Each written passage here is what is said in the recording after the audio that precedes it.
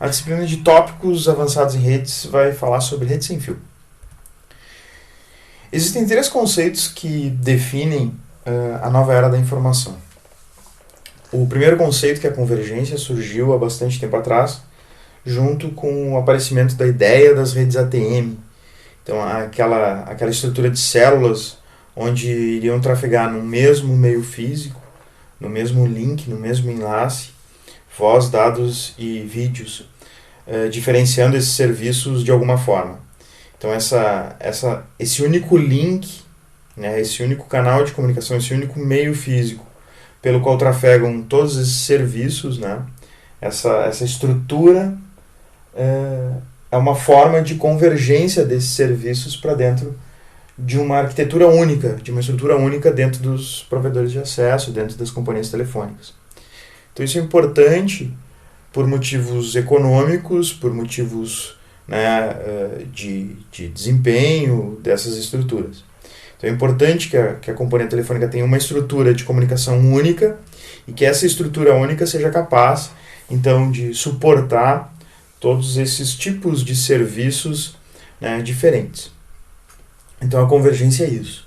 É a união desses serviços, basicamente voz, vídeos e dados, em um meio único. A gente vê isso hoje sendo consolidado por empresas que fornecem os três serviços com uma única estrutura. Então nós temos provedores de acesso à internet que oferecem também serviços de voz sobre IP e de vídeo sob demanda, né? E antigamente nós tínhamos ou era uma companhia, uma empresa que fornecia vídeo, né, de televisão, ou um provedor de serviço telefônico, eram coisas bem separadas. Hoje as coisas se misturam, né? E o vídeo sob demanda agora, com a capacidade das redes atuais, é possível então a gente ter serviços como Netflix, Apple TV, essas coisas, né?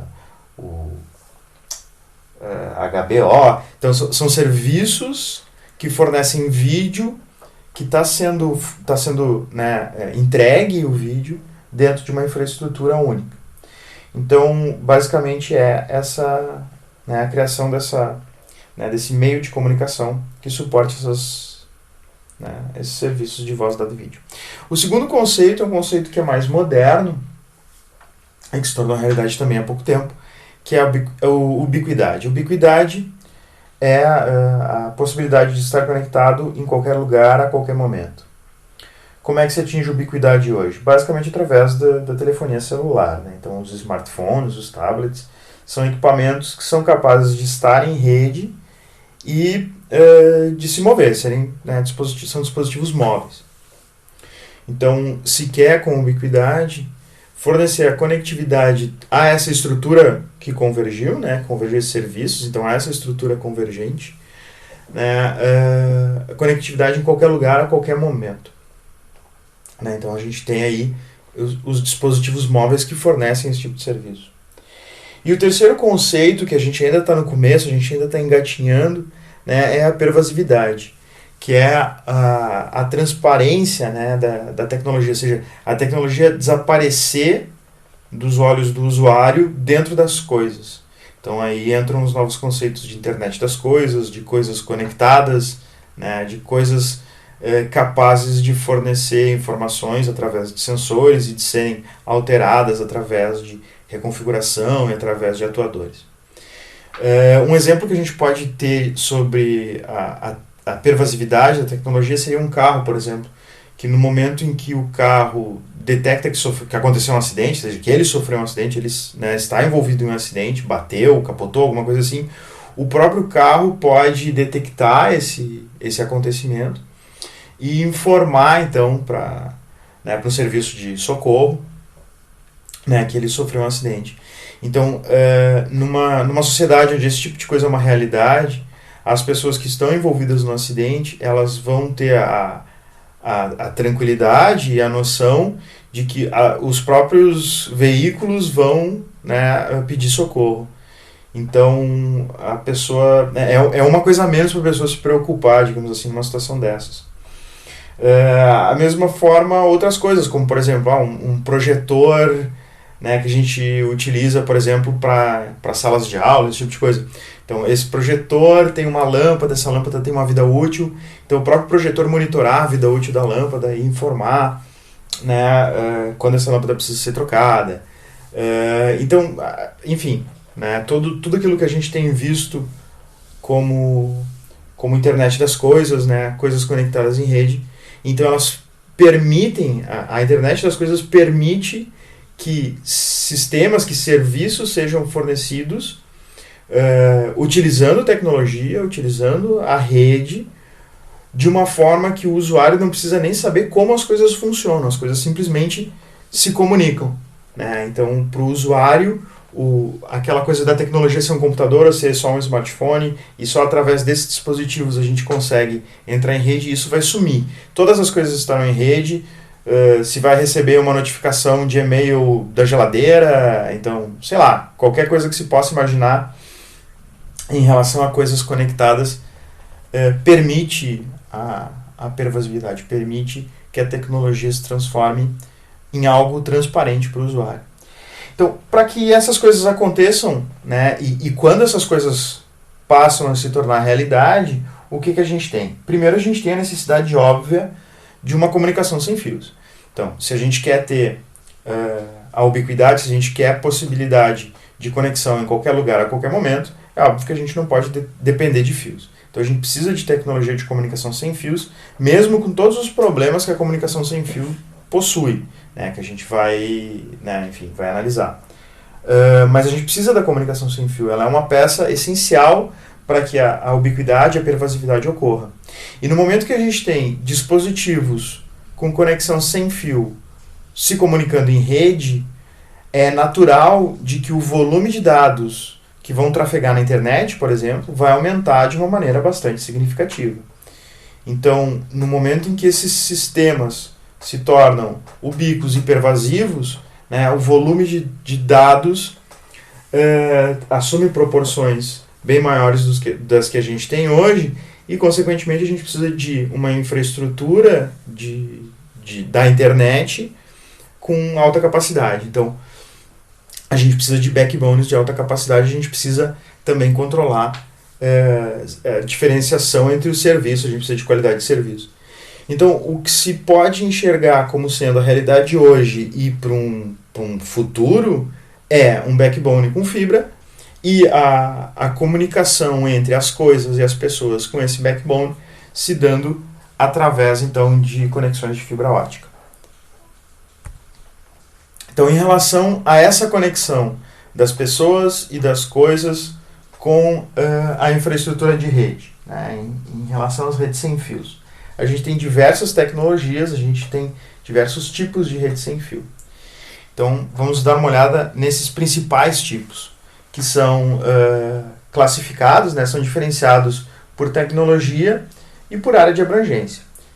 As redes sem fio com maior abrangência são, sem dúvida, as redes celulares. Então, as W1, né, Wireless Wide Area Networks. Então, nós temos diversas tecnologias, né, as mais modernas, o CDMA, HSPA, LTE e UMB.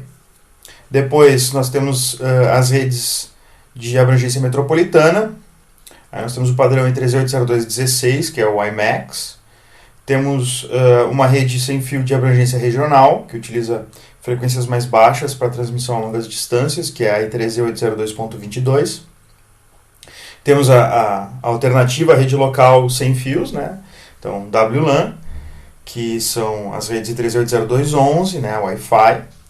Temos as redes pessoais, que são as redes Bluetooth, I13802.15, e uma subclassificação, né? Um subgrupo de trabalho das redes Bluetooth são as redes pessoais de baixo consumo, né? LRWPAN, que são as redes 3E 802.15.4.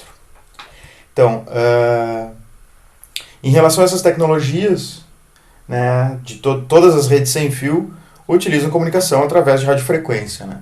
E essas frequências, elas são controladas pelo governo. O espectro de frequências de um país é de propriedade, né, de domínio do governo daquele país. o governo então concede faixas do espectro de frequência para empresas, para que essas empresas explorem essas faixas através então de concessões. Então o governo concede, né, realiza leilões e essas empresas pagam para poder explorar então uma determinada faixa de frequência. Essas faixas, elas são específicas de uma determinada região, então existe uma divisão aí política, né, do uso. E também são, né, a partir do momento que uma empresa arremata uma concessão, ou seja, adquire uma concessão de uma faixa de frequência, ninguém mais naquela região pode utilizar aquela faixa de frequência. Então essas são as frequências, né, o espectro de frequência concedido pelo governo a empresas para que elas explorem. Existem, no entanto, algumas faixas dentro desse espectro que são as chamadas faixas ISM, Industrial, Scientific and Medical. Essas faixas ISM, elas, através de um acordo internacional, elas são livres para que qualquer pessoa possa utilizar. Então, qualquer pessoa pode transmitir utilizando essas faixas de frequência, transmitir, né, sinais, transmitir radiofrequência nessas faixas, sem precisar pedir a liberação, sem precisar pedir licença para o governo. Né? Então, equipamentos que utilizam radiofrequência, né, que são comercializados livremente, eles são equipamentos que normalmente utilizam, então, as faixas ISM. Então, vamos imaginar, por exemplo, telefone sem fio, as redes sem fio, né, redes locais sem fio, esse tipo de coisa, utiliza essas faixas de frequência ISM. Então, ninguém precisa pedir licença para o governo, por exemplo, para poder utilizar um telefone sem fio, né, para poder transmitir sinais de um telefone sem fio. O forno de micro-ondas também, que acaba emitindo alguma coisa de micro-ondas, né, para fora, também utiliza uma faixa ISM para aquecer a comida e tal. Qual é o problema do ISM? Né? Como qualquer pessoa pode transmitir sem pedir licença para o governo, a gente tem muita interferência, ou seja, tem diversos equipamentos, diversas pessoas, diversas comunicações acontecendo dentro dessas faixas e, né, elas causam interferência, né, mútua, interferência entre si. E essa interferência simplesmente acontece e não se pode fazer nada, tendo em vista que são faixas de uso liberado. Né? Então, se o vizinho decide transmitir com uma maior potência na mesma faixa que o telefone sem fio, né, que o teu telefone sem fio, tu não pode fazer nada em relação a isso. Né? Ele vai inutilizar o uso do equipamento, por exemplo, e não existe nada de irregular de acordo com a legislação. Da mesma forma, se alguém decide gerar uma interferência na faixa de frequência da rede sem fio utilizada por uma grande empresa, também, né, não se pode fazer nada, tendo em vista que essa transmissão está dentro da lei. Então, quais são as faixas ISM mais comuns utilizadas por equipamentos? A faixa de 900 MHz, né, que é o HF ISM. Depois tem a de 2.4 e 2.5 GHz, né, entre 2.4 e 2.5. Depois tem a 5.7 e 5.8, né, que são as três principais faixas mais utilizadas por equipamentos, então, para transmissão de dados. Né? Obviamente que entre essas faixas existem outras faixas que são aí concedidas pelo governo, para utilização de satélite, esse tipo de coisa. Então, cada rádio, por exemplo, cada estação de rádio possui sua faixa de frequência e ninguém pode transmitir na mesma faixa de frequência que foi concedida para uma estação de rádio. É o que nós conhecemos como rádio pirata, né? Transmissão por cima da frequência de alguém que é dono daquela concessão.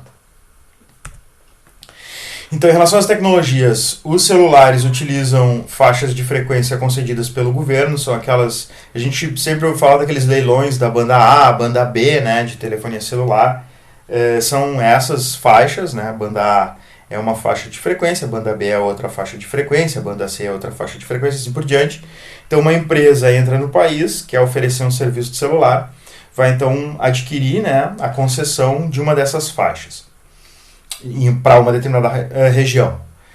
Então, a partir do momento que uma operadora de telefonia celular adquire essa concessão, ninguém mais pode utilizar aquela mesma faixa de frequência para transmissão de nada. Né? É uma faixa não ISM, é uma faixa controlada. As redes metropolitanas sem fio, né, o IMAX, existem equipamentos que utilizam faixas ISM e equipamentos que utilizam não ISM. O que significa isso? Significa que uma pessoa normal, né, vamos chamar assim, um usuário, pode comprar um equipamento WiMAX e fazer um link, sei lá, 10 km de distância, sem pedir concessão do governo, né, para o governo, utilizando equipamentos ISM. E, ao mesmo tempo, uma determinada empresa pode adquirir uma faixa não ISM para a operação com o IMAX e comercializar esse link através, então, de conexões privadas, de links privados. A mesma coisa para redes sem fio regionais, né? As redes sem fio local, né, redes sem fio locais, as WLAN, utilizam faixa ISM de 2.4 GHz e 5.7 também. Bluetooth utiliza ISM e o Zigbee, né, 802.15.4 também utiliza ISM. Então esses são para equipamentos domésticos, equipamentos, né, para serem utilizados dentro de empresas ou equipamentos locais ali para comunicação sem fio. Então esses equipamentos mais próximos, né, rede local pessoal e pessoal de baixo consumo de energia, são equipamentos que utilizam a faixa ISM. Então agora, explorando um pouquinho mais cada uma das tecnologias. Então as redes de telefonia celular surgiram, né, a primeira geração de telefonia celular surgiu nos Estados Unidos em 1979, por aí, que é a AMPS, né, que é uma tecnologia de transmissão analógica, utilizava modulação por frequência, então era uma modulação FM. Como concorrente na Europa surgiu, então, né, TAX, NMT, C450, outras tecnologias concorrentes e totalmente incompatíveis. Então, existiam equipamentos que operavam, que funcionavam utilizando uma dessas tecnologias, e tu adquiria esse equipamento para ser utilizado, então, por exemplo, com AMPS nos Estados Unidos. Né? E esse aparelho não iria funcionar em qualquer outro lugar do mundo. Era basicamente, utilizava a modulação por frequência, era um radiocomunicador, né? Duplex, tu conseguia fazer ligação telefônica, mas era bem inicial mesmo. Então, comunicação analógica, interferência mútua, todos aqueles problemas que a gente tinha. A segunda geração surge então em 82. Essa segunda geração surge com o objetivo de tornar possível basicamente o roaming, né? E essa necessidade era muito clara na Europa, onde a gente tem diversos países, os países são próximos, então a troca entre países, né, das pessoas, né, viajando entre países é bastante comum. Então era necessário se pesquisar, se desenvolver uma tecnologia que permitisse a troca de operadora, né, o roaming internacional, né, a troca de operadora entre países de uma maneira facilitada. Surge então o GSM, né, no começo tinha, né, Grupo Especial Mobile, depois Global System for Mobile, trocou o nome. E a primeira versão é o GSM 900, que utilizava então a faixa de 900 MHz para comunicação. Por essa necessidade de ser utilizado por diversas operadoras, né, para permitir o roaming, se optou por criar um padrão aberto, né, para que as empresas pudessem então desenvolver soluções de maneira compatível. GSM então é adotado na Europa, né, e em diversos países então também da África do Norte, Oriente Médio, Ásia e Austrália, isso GSM 900. Na faixa de 1.8 GHz, né, o GSM 1800 é mais comum na Ásia e alguns países da América do Sul, e depois o 900 na América do Norte. Então a gente tem aqui 3 faixas de frequência, né, 900, 1800 e 1900 MHz, sendo utilizadas com a mesma tecnologia de transmissão, né, só se muda a frequência. Então o GSM operava nessas 3 faixas, né, nessas 3 bandas. Também, junto com o GSM, surge a ideia do cartão SIM, né, o SIM Card, que Subscriber Identity Model, que identificaria o usuário. E isso é uma coisa muito interessante, porque a partir do momento em que se tem um cartão SIM, o aparelho se torna simplesmente um terminal, ou seja, a identificação do usuário, ela é o chip, né? É aquilo que identifica o usuário. O aparelho mesmo, a parte eletrônica do equipamento, só uma forma de fazer com que o SIM card seja autenticado e possa funcionar como um telefone, né? Então as pessoas conseguem trocar de aparelho e manter a mesma linha, manter, né, a mesma identidade em relação à operadora. Isso era uma ideia bastante moderna. Então, além disso, a estrutura do GSM junto com o SIM card permitia então que o usuário conseguisse trocar de país e continuar conectado, né? Continuar utilizando o aparelho celular. Aí surgem os telefones, como existiam países que utilizavam 900 MHz, outros 1800, outros 1900, né, surgem os telefones que são tri-band, né, que operam nas 3 bandas, né, nos 3 canais de frequência, e eu consegui então sair de um país que estava operando o GSM 900 e para um outro país que estava operando o GSM 1800 com o mesmo aparelho, e esse aparelho funcionar nos dois, né.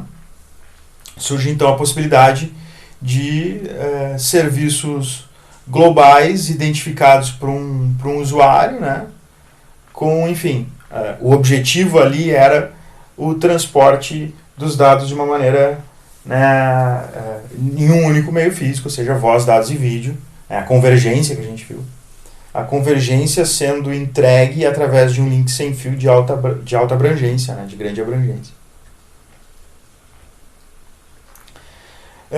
Existiam alternativas, né, ao GSM, que é o TDMA e o CDMA, né, cuja diferença no GSM se utiliza a comunicação através de multiplexação por frequência, ou seja, canais de frequência, e dentro de cada canal de frequência existe a multiplexação por tempo, ou seja, existem fatias de tempo, são 8 fatias de tempo dentro de cada canal de frequência.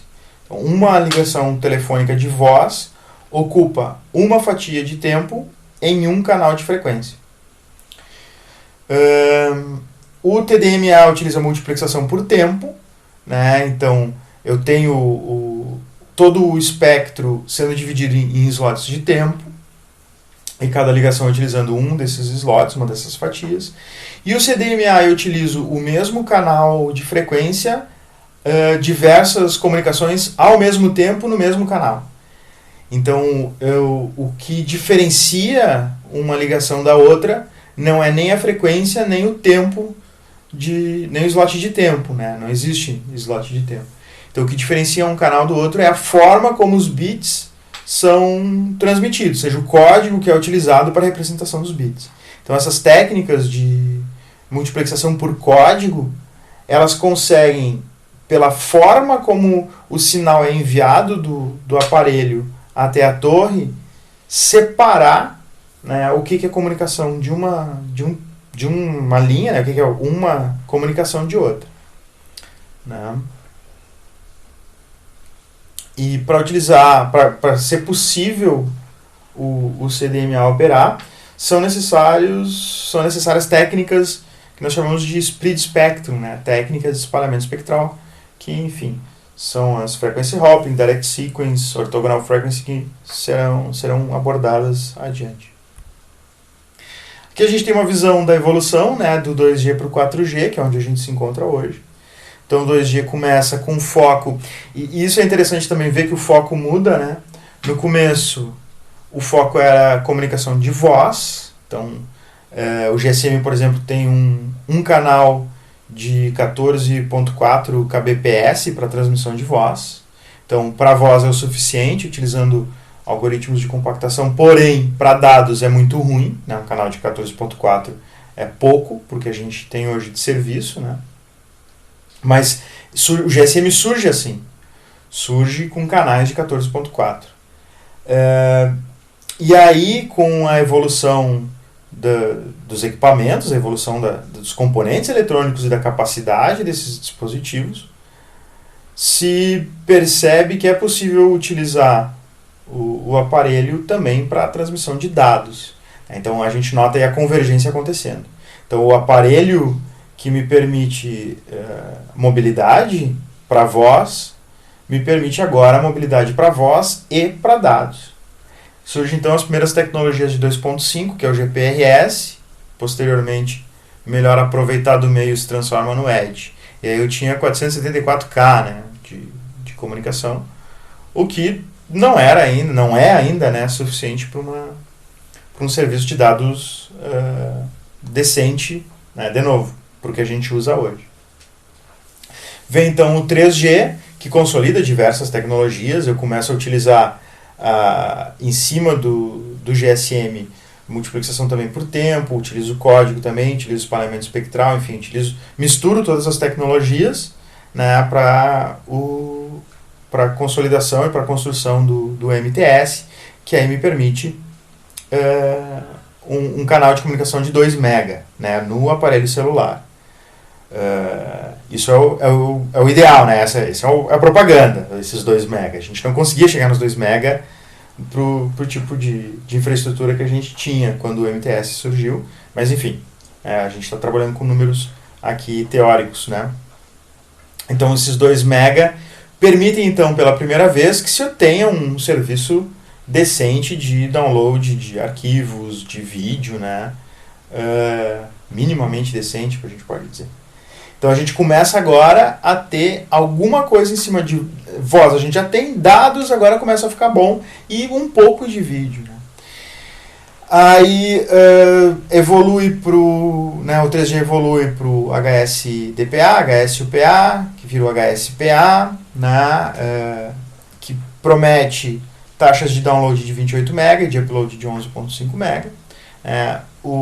Ao mesmo tempo, a tecnologia CDMA corre ali por baixo, né? Com CDMA 2000, depois o EVDO, em taxas similares ao que a gente tem no 3G. E, por fim, o que se tem hoje, que se chama 4G hoje, que é o LTE, né, que promete taxas de 100 megabits por segundo, de download e upload de 50, e o MB, que promete taxas de 280 MB de download e 68 MB de upload. Então, aí se começa a ter, então, uma capacidade para assistir vídeo sob demanda, né, no aparelho celular, ou seja, ter serviços de vídeo, né, do tipo essas televisões sob demanda, onde tu escolhe o que tu quer assistir no momento que tu quer assistir e consegue, né, assistir isso no celular, ao mesmo tempo chamadas de videoconferência, uma comunicação melhor do ponto de vista de dados, de download, enfim. Né, a gente tem finalmente a convergência de voz, dado e vídeo, né, voz, dados e vídeo no mesmo meio, e agora com não só a convergência, mas também com a mobilidade, né? Chegando então naquela noção de ubiquidade, estar conectado, voz, dados e vídeo, em qualquer lugar, a qualquer momento.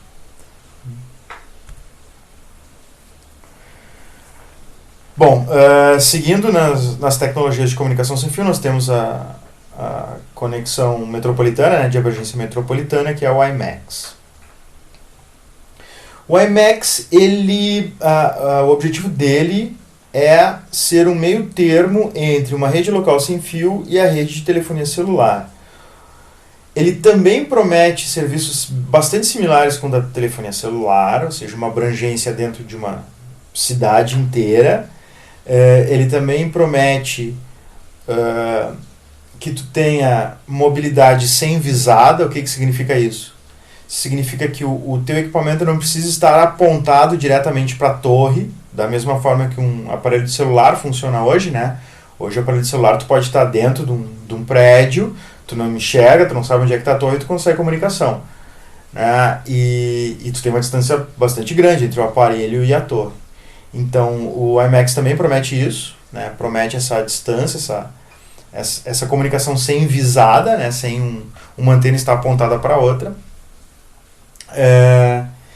E também tem como um objetivo principal servir como o que a gente chama de última milha, ou seja, a conexão entre o backbone de alta capacidade do provedor de serviço e a residência e a empresa, né? Então fazer esse link direto entre o provedor de serviço, né, o provedor de acesso, e o prédio onde, né, funciona a empresa, ou, enfim, onde fica a residência da pessoa.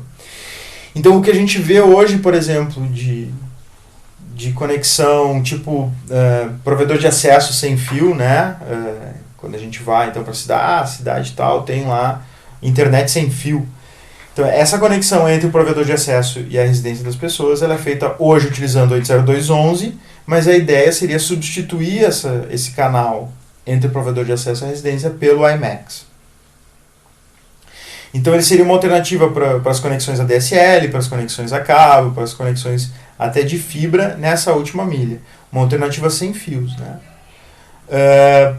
O fato de utilizar canais ISM e não ISM permitiria então que um provedor de acesso de uma cidade pudesse então adquirir uma concessão do governo e explorar essa concessão fornecendo internet sem fios para toda a cidade num canal privado dele, né? Privado dessa empresa, que ninguém mais pudesse causar interferência.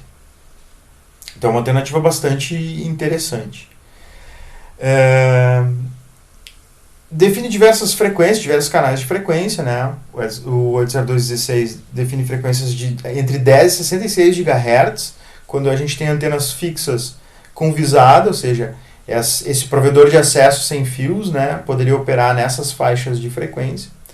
O 802.16a define de 2 a 11, e aí com frequências mais baixas eu consigo uma comunicação sem visada, né, aquele non-line of sight, NLOS, né, significa que eu tenho uma comunicação sem as antenas estarem fixas uma apontando para a outra. O 16D junta então as duas ideias num documento único. E também permite convergência através de soluções de QoS, ou seja, nesse mesmo link eu poderia trafegar vídeo, né, eu posso trafegar vídeo, voz e dados.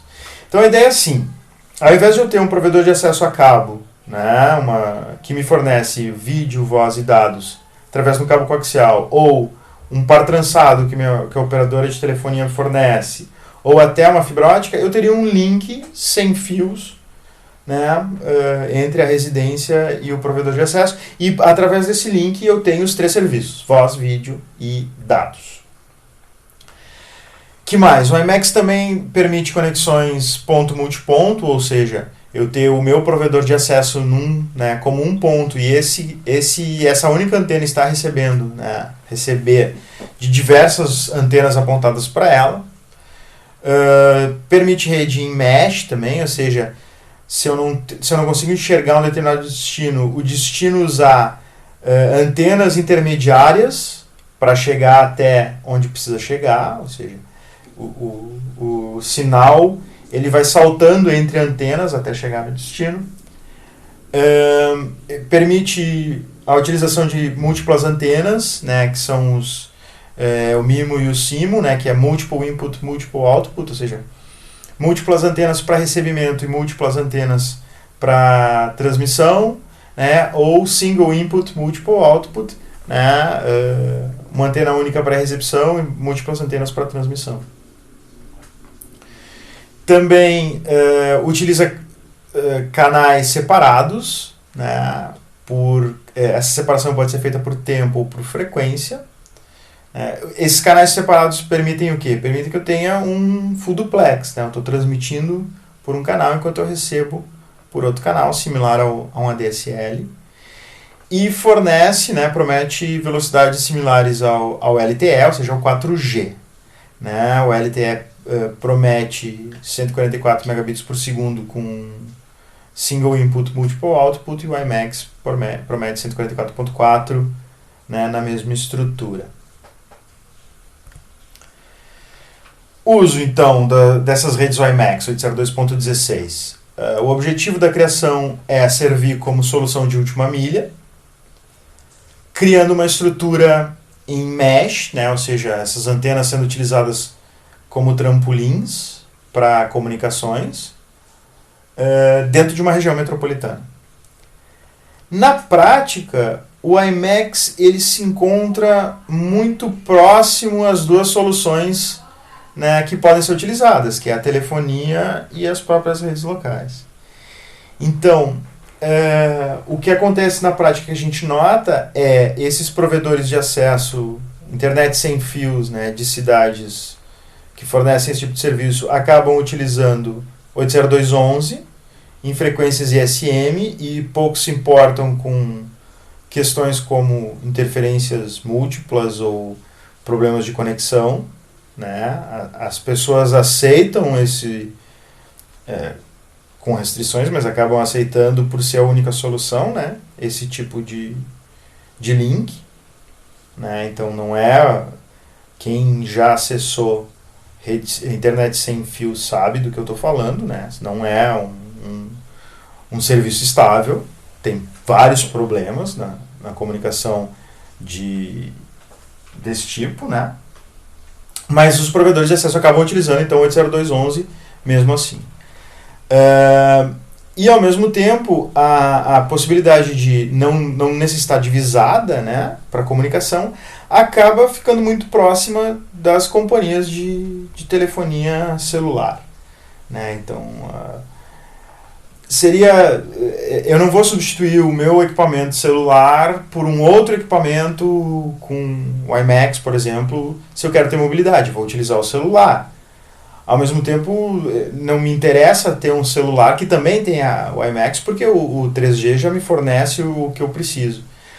Ao mesmo tempo, a companhia de telefonia celular não vai estar instalando mais equipamentos só para fornecer uma rede WiMAX.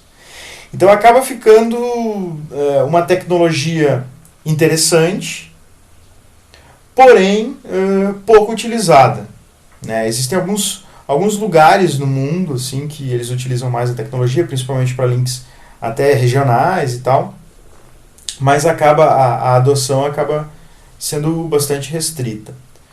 E o que a gente vê mais assim são empresas que têm esses equipamentos WiMAX que instalam links privados, do tipo, eu quero instalar uma comunicação entre a matriz e a filial da empresa, elas estão dentro da mesma cidade, ou enfim, estão em cidades próximas, 20, 30 km, 40 km, 50 km, eu quero fazer um link entre as duas, só que eu não quero utilizar o 802.11 porque tem muita interferência.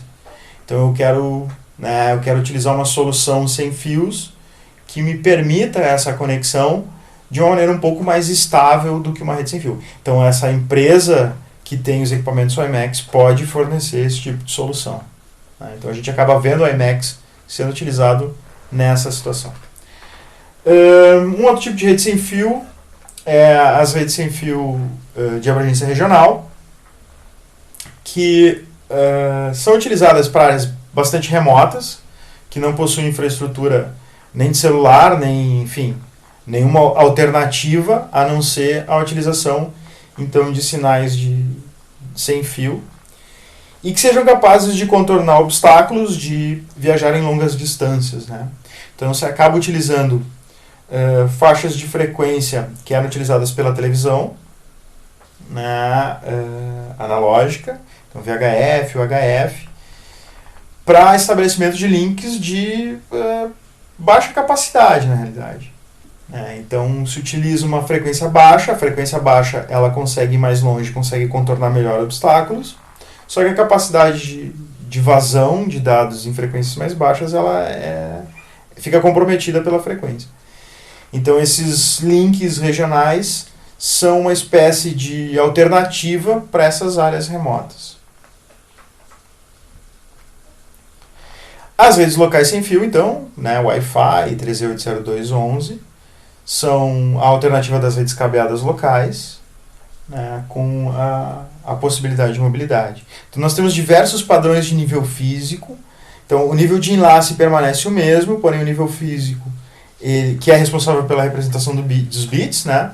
Então o nível físico ele evolui com uma velocidade bastante rápida, aumentando a vazão de dados, aumentando a capacidade da rede. Então a pesquisa hoje em rede sem fio ela foca bastante na questão do nível físico para que a gente possa aproveitar melhor a faixa de frequência que se tem acesso para representar mais bits por segundo. Então nós temos as redes sem fio padrão 802.11, 802.11b, A, G, N e as mais modernas que são as redes AC. né? As frequências se utilizam faixas de frequências ISM, então 2.4 ou 5.7, né? As tecnologias, a tecnologia N, por exemplo, utiliza as duas, pode utilizar as duas ao mesmo tempo, inclusive. E as velocidades, né? A vazão, na realidade, varia de 2 megabits até 1.3 gigabit, que são as redes 802.11ac. As técnicas de espalhamento espectral, então, vão desde o Frequency Hopping Split Spectrum, Direct Sequence Split Spectrum, até as mais modernas, que é o Orthogonal Frequency Division Multiplexing, o FDM, com múltiplas antenas, né? Multiple Input, Multiple Output. Enfim, as redes evoluem no aspecto de transmissão, de representação de bits, elas evoluem no nível físico, e nós vamos analisar, então, nos próximos vídeos, com mais calma, cada uma dessas características das redes locais sem fio. Ainda sobre o arranjo que se pode fazer com redes locais, nós podemos utilizar essas redes locais com um equipamento chamado de ponto de acesso, né, o Access Point. Esse ponto de acesso fornece o serviço de coordenação da comunicação. Ele é um ponto central da comunicação, ou seja, se a máquina A quer falar com a máquina B, a máquina A transmite para o Access Point e o Access Point repassa para a máquina B. Então toda a comunicação passa pelo ponto de acesso, e esse ponto de acesso possui normalmente uma interface cabeada, operando então como uma ponte, né, bridge, entre a rede sem fio e a rede com fios. Então a gente pode imaginar um Access Point como sendo um switch de duas portas. Uma porta está o enlace sem fios e na outra porta desse switch está a rede cabeada. Um outro arranjo possível de se fazer são as redes ad hoc, né, que são denominadas Independent Basic Service Set, onde as estações elas conversam diretamente umas com as outras. Então não existe um ponto único, não existe um ponto de acesso, não existe um access point. E se a estação A quer falar com a B, ela envia diretamente o sinal para a estação B. Existe uma série de problemas nessas redes sem access point, né? Um dos problemas são nodos escondidos, onde conforme eu vou me afastando um nodo do nodo, ou seja, a máquina A começa a se afastar da máquina B, ela começa a perder comunicação. Quando a gente tem um ponto de acesso, normalmente ele fica numa posição fixa, e para que eu consiga comunicação é necessário que eu esteja dentro da área de abrangência do ponto de acesso. Numa rede ad hoc não é assim. Uma rede ad hoc eu preciso ter a capacidade de transmitir diretamente para uma estação e receber informação de volta. O terceiro arranjo seria a união de diversos pontos de acesso que trocam informações entre eles, né? Os pontos de acesso conversam entre eles num protocolo chamado Inter-Access Point Protocol, onde uma estação consegue migrar de um ponto de acesso para outro sem perder a conexão, sem precisar se reassociar e reautenticar, né, na rede. Então a estação consegue trocar de posição física dentro de um ambiente, e essa troca faz com que ela pare de falar com o access point e comece a falar com outro access point sem perder sem perder a autenticação e sem perder a associação. Então esse arranjo com múltiplos pontos de acesso é chamado de Extended Service Set. Um outro tipo de rede sem fio, então, são as redes sem fio de abrangência pessoal, né, Personal Area Network. O Bluetooth é uma rede, é o padrão da rede WPAN, né, 802.15. No início do desenvolvimento do Bluetooth, ele era um concorrente das redes locais, tinha o mesmo objetivo, porém, pelas diferenças de capacidade e de desenvolvimento dos projetos, acabou se diminuindo a potência de transmissão dos rádios Bluetooth, e eles acabaram virando, então, uma tecnologia para comunicação entre dispositivos até 10 metros de distância. Essa é a ideia do Bluetooth. Também utiliza 2.4 GHz como transmissão, né? Então usa faixa ISM, e cria redes que são chamadas de piconets. Cada piconet é um enlace, então, Bluetooth, que suporta até 8 dispositivos. Um desses dispositivos, então, é eleito como sendo o coordenador da Piconet, né? Eles criam, então, uma eleição para descobrir qual vai ser o coordenador, e esse coordenador, então, cria as regras da comunicação dentro da Piconet, né? Existe a possibilidade de um slave, né? Então a gente tem um master, que é esse coordenador, e todos os outros nodos dessa Piconet são slaves. Existe a possibilidade de um slave pertencer a mais de uma Piconet, pertencer a duas redes, formando uma scaternet, né? Então eu consigo aumentar o alcance da minha rede Bluetooth. Isso na prática não acontece, são poucos os equipamentos, os dispositivos que permitem que esse dispositivo, né, forme uma scaternet. Então isso é mais uma questão teórica que a gente vê nos livros, enfim, né, a ideia do Bluetooth. Na prática a gente está limitado tecnologicamente, né, pela prática mesmo, pelos equipamentos, a gente está limitado somente às Piconets. Então aqui tem exemplos, né? A ideia da Personal Area Network, então, é a conexão dos dispositivos ao redor da pessoa, né, ao redor do indivíduo. Eu tenho ali uma Piconet, né, que seria, eu tenho um master e aqui os dispositivos escravos, né, os slaves, e aqui a possibilidade de uma scaternet, onde um slave pertence a duas Piconets. Eu tenho 3 versões do Bluetooth, cada versão suporta uma velocidade, né, em termos de vazão, né, a gente consegue chegar a 24 megabits por segundo. E eu tenho classes que definem qual é a potência de transmissão do rádio. Então a classe 1, por exemplo, eu tenho rádios Bluetooth, né, eu tenho o equipamento Bluetooth transmite a 100 miliwatts, o que é bastante, né? Então eu consigo uma rede Bluetooth de até 100 metros. Consigo aumentar essa distância utilizando antenas, né? Mas enfim, só o equipamento transmitido a 100 miliwatts, eu consigo então uma rede, né, com um alcance de 100 metros. Claro que vai consumir mais se for um equipamento que opera a bateria e tal, né? Eu vou ter um tempo de vida menor desse dispositivo. Classe 2, 2.5 miliwatts, que eu tenho, então é o normal, né, até 10 metros, e equipamentos com menor potência que consomem menos energia.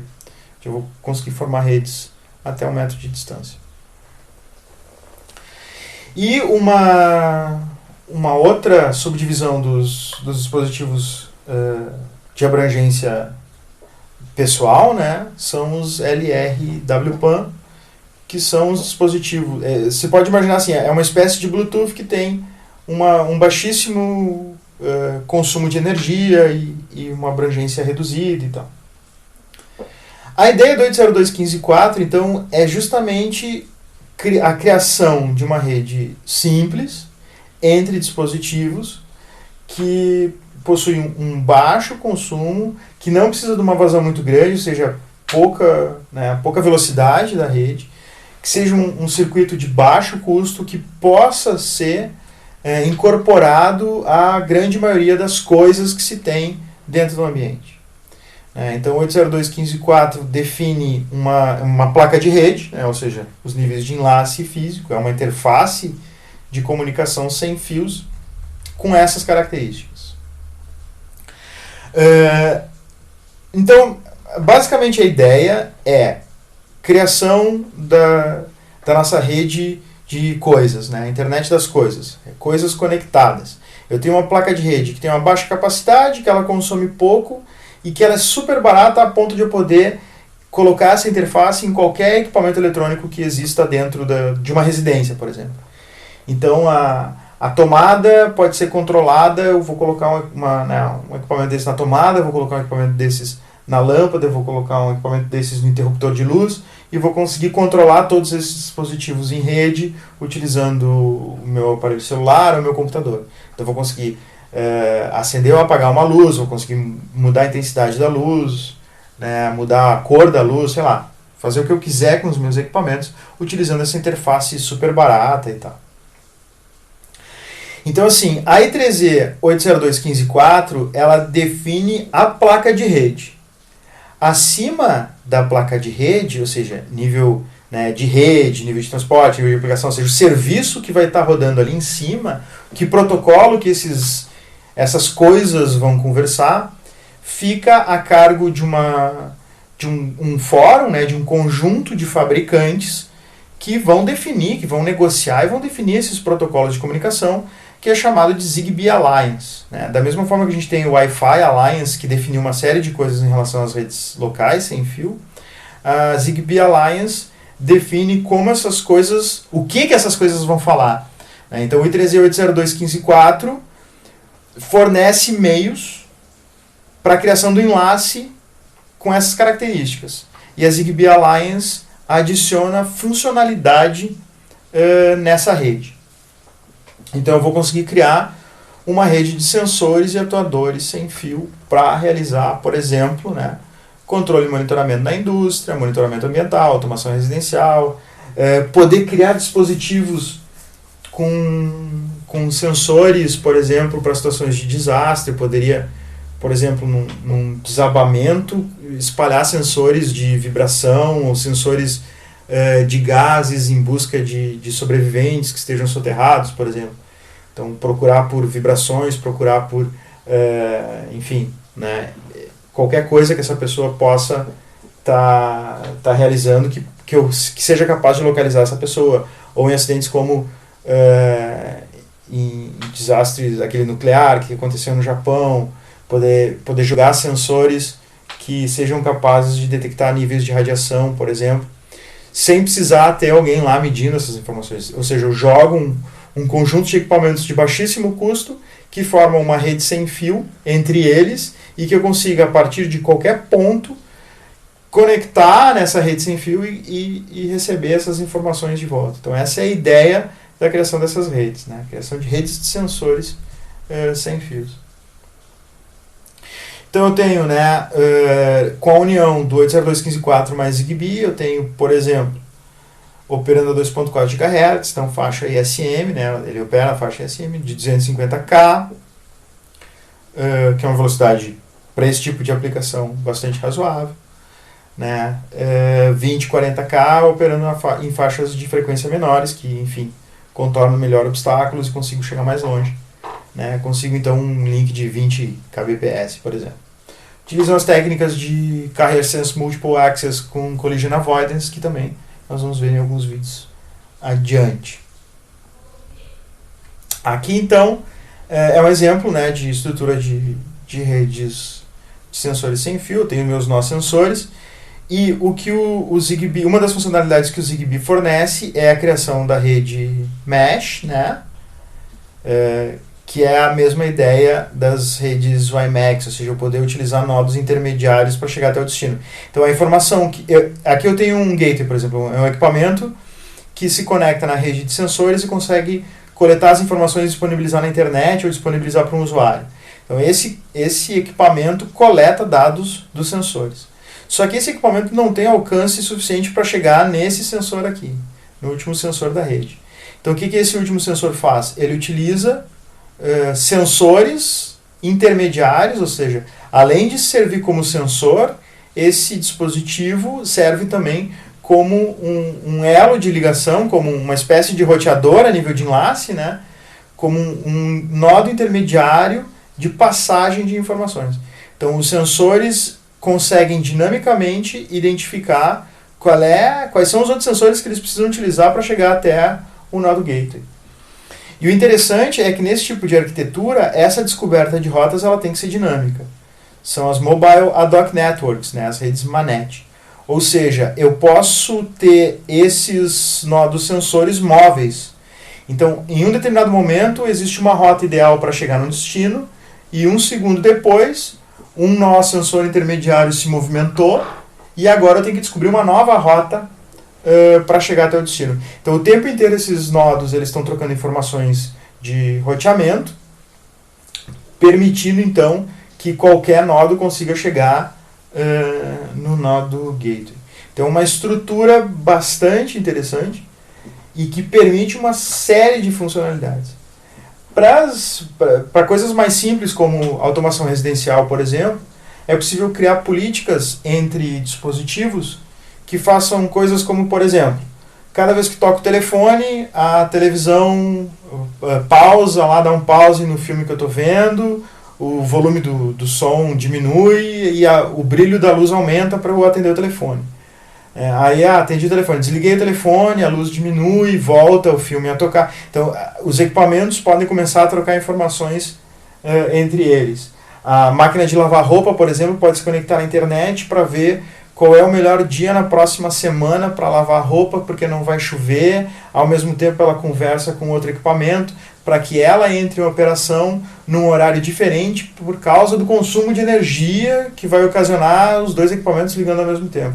Então, eu consigo criar políticas de negociação entre os dispositivos, né? E aí eu começo a ter aquela terceira característica, que é a pervasividade, onde a tecnologia se dilui dentro das coisas e as coisas começam a negociar, a trocar informações e a tomar decisões baseadas numa política mais abstrata, numa política de alto nível, né, onde eu digo, olha, preciso diminuir, digo para os meus dispositivos, preciso diminuir em 30% a minha conta da luz. E aí os meus dispositivos, então, vão começar a negociar e vão começar a trocar informações de forma a eu conseguir atingir essa meta, né? E eu não vou... Eles vão tentar transformar isso, né, numa coisa transparente para mim, ou seja, eu não vou perceber e no final, então, eu vou conseguir chegar nessa economia, né? Seria um exemplo de uma aplicação interessante.